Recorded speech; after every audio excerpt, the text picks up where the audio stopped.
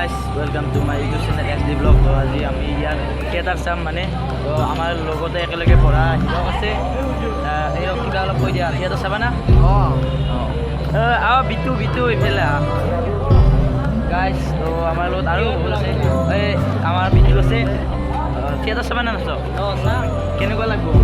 guys থিয়েটাৰখনৰ নাম হৈছে Raghunath line Chinmoy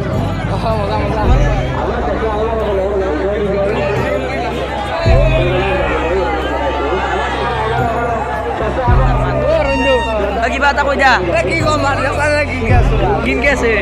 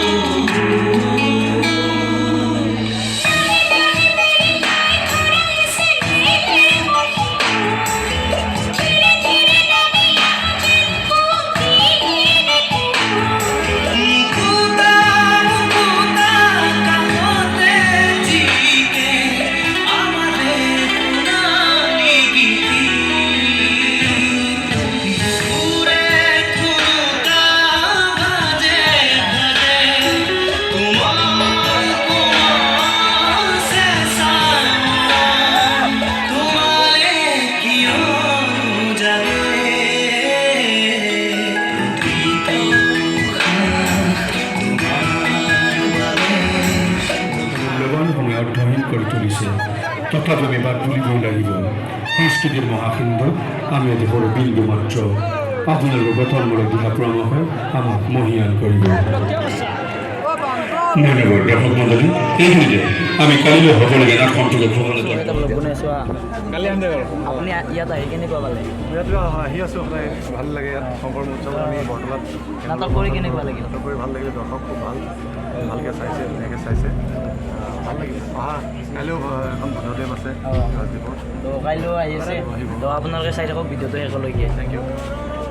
আমাৰ লগত নিৰ্মালী বাই আছে নিৰ্মালী বাই নাটক কৰিছে তো ইয়াত বৰতলাতে হৈছে উৎসৱ শংকৰ উৎসৱ তো নিৰ্মালী বাই কিবা অলপ কৈ দিব